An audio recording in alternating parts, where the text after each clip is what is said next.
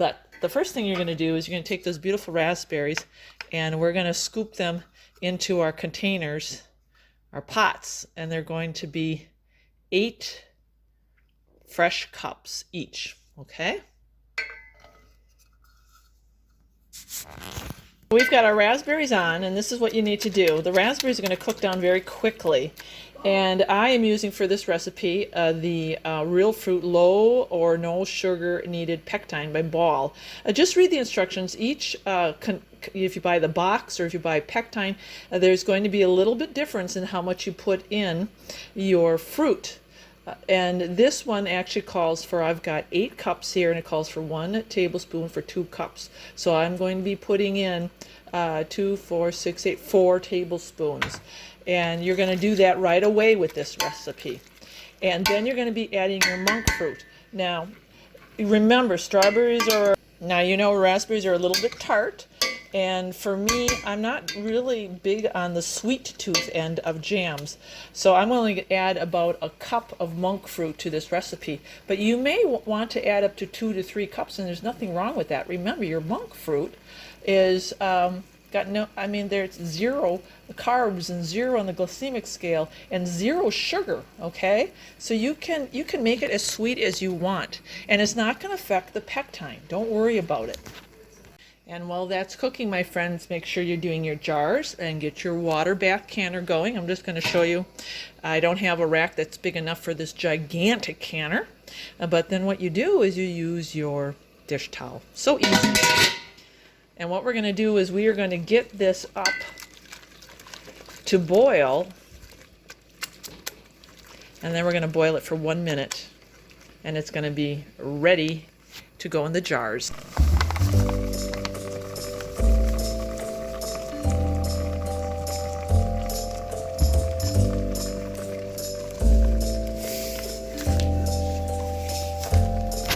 Also remember to get your lids prepped, and Bald says now you don't have to actually put your lids in hot boiling water. I've done it both ways, and I also, as you know, am known for reusing my lids. Now these are brand new.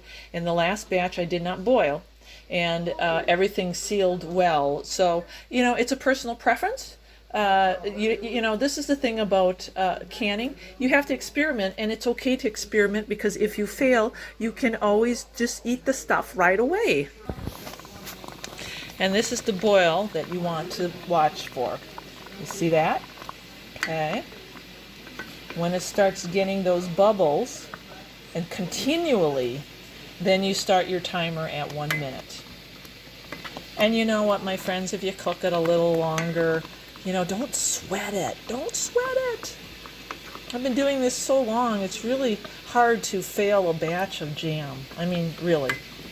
And even if it turns out runny, you know what? Use it for syrup. Use it for on your ice cream. You know, it's never going to be a waste. This is the fun thing about canning. This is what I love. Hot jars out of the oven.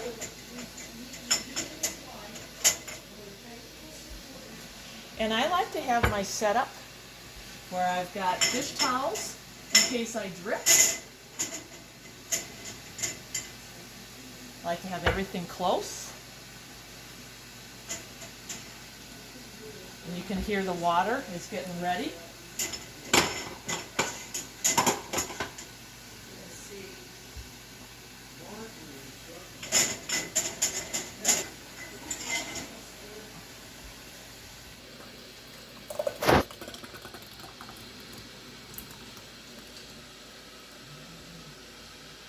Now, the rule of thumb is you're going to fill up these jars about a 1/2 inch to the top.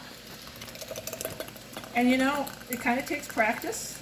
I've eyeballed these jars for a long time, so I really don't have to even take my time with filling them up, because I pretty much know where that 1/2 inch mark is. And if you're a little shy on it, then you come back.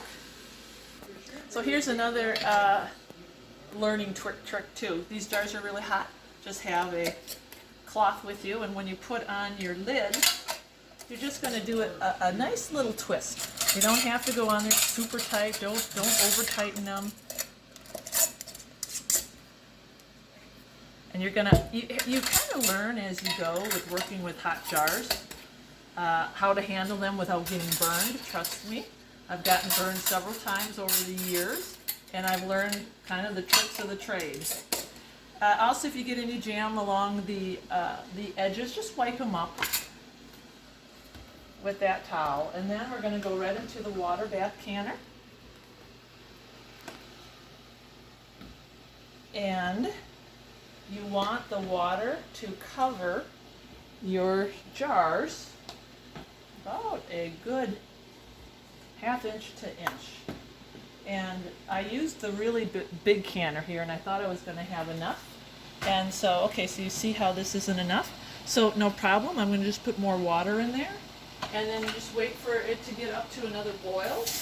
And then you're going to process your jars, and it's going to take you 10 minutes to do this jam.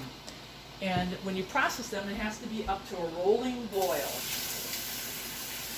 Friends, it has been 10 minutes, and I'm going to take these. And now, one of the tricks, and I do this, half and half, is when you pull your jars out, if you're concerned with the seal, you can actually flip your jars upside down, just like that. It's kind of an old canning trick. So, just as friends, so enjoy the monk fruit raspberry jam. I know your family's going to love it. And just remember, your canning items, a lot of people ask me how long they last in the pantry. They last as long as you have them not open. They last forever until you open it. That's the great thing about canning. There is no expiration date. I mean, really, and people will argue about that, but I've been doing this for a long time. And I have things in my pantry from way back in Wisconsin. And that was, 20 some years. And still good. So remember, that's the beauty of long-term food storage and canning your own food. There's no expiration on it.